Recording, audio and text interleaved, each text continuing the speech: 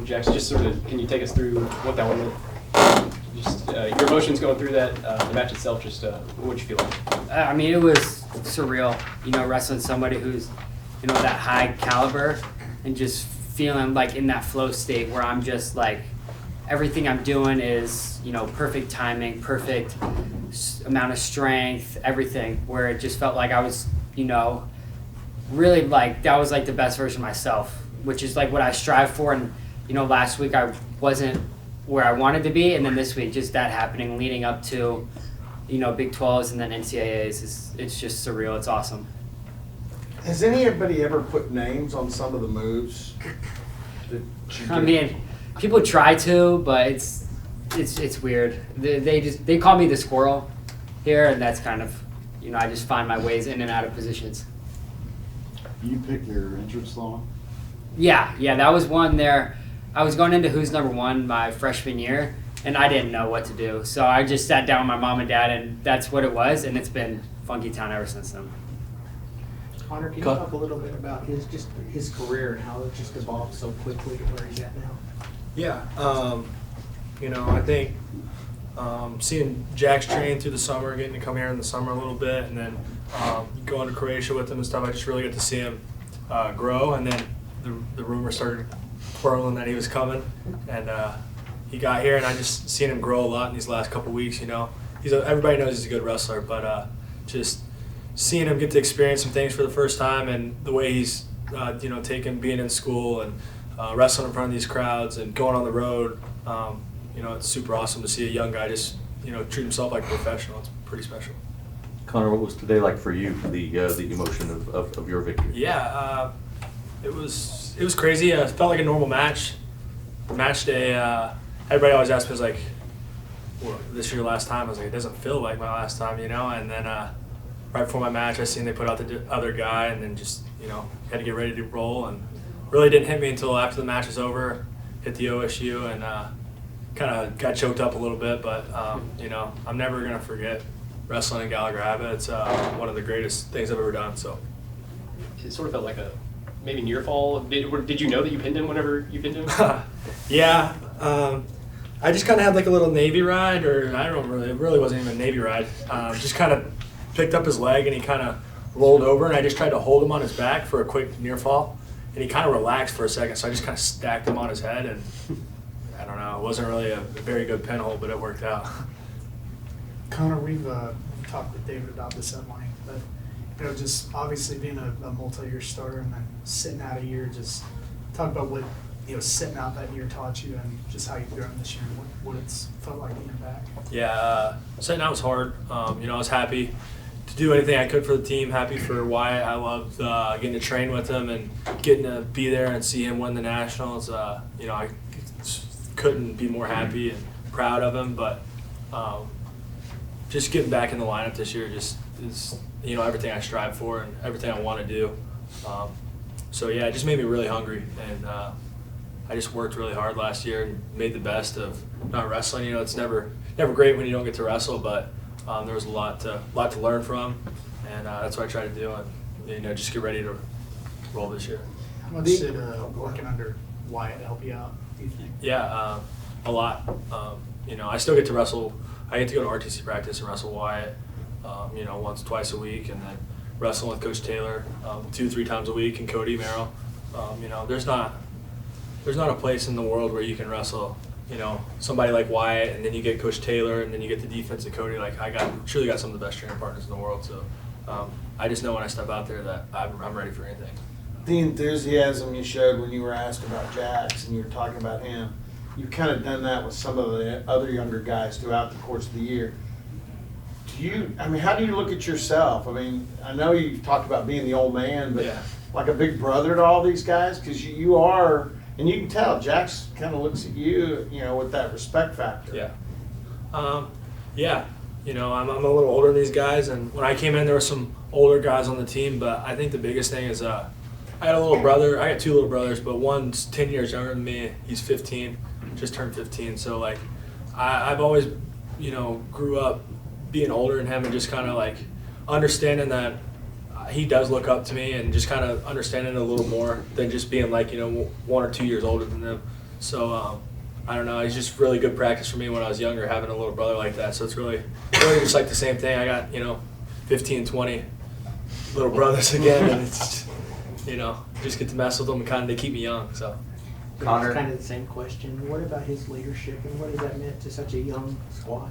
Yeah, obviously, Connor's like the old man. He's our only senior. We're bringing everyone back last year.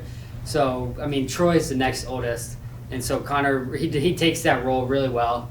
After last week, the duel, we were like not as enthusiastic as what we need to be. We kind of let the momentum shift. We were away.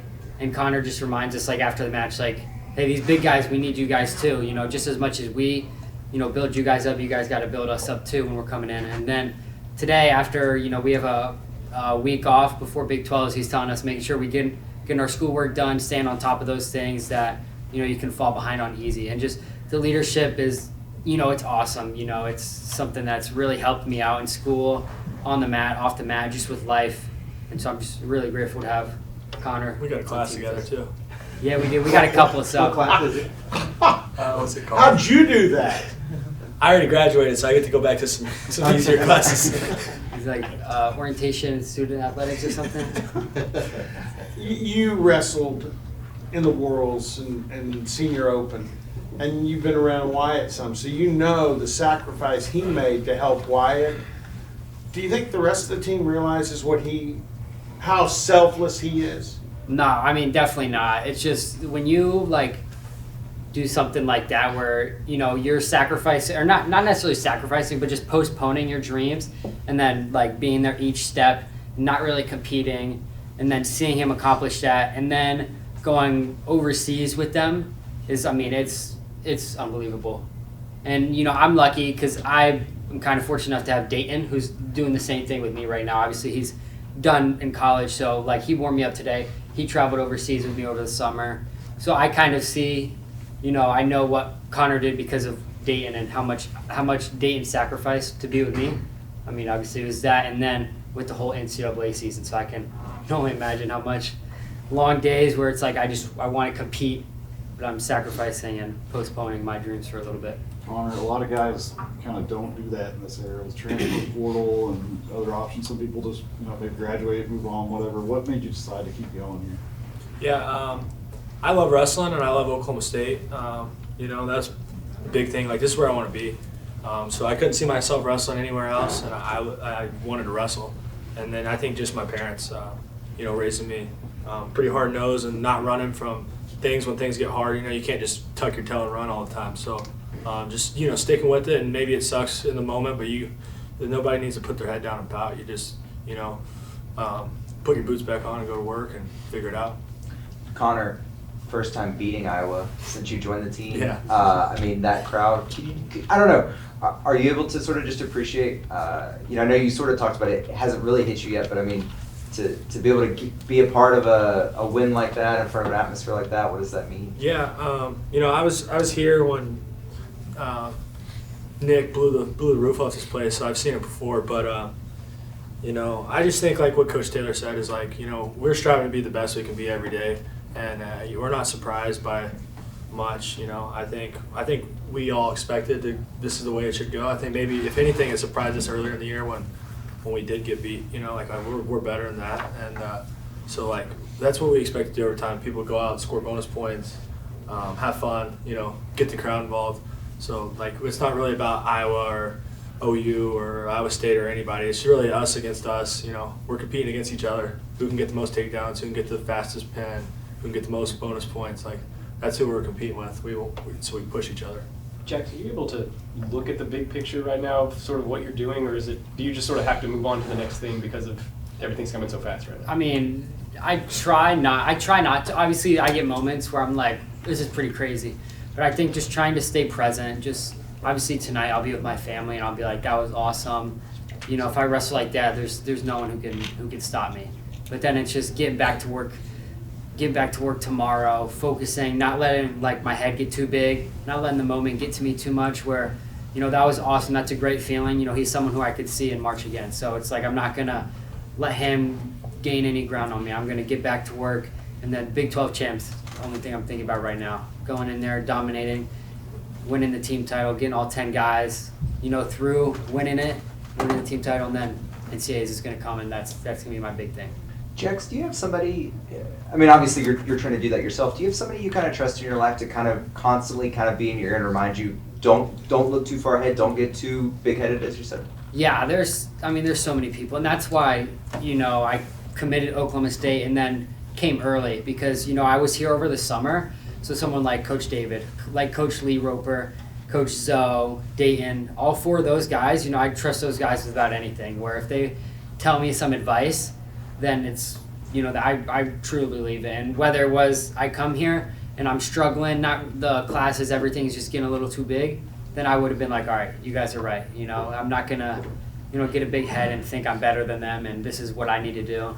And that's something that I salute Konner to because that's what he did last year. He realized, like, this is bigger than just me. My time's going to come. And then, just getting back to work and getting better. Couple more. We're good? Thanks, guys. Thanks.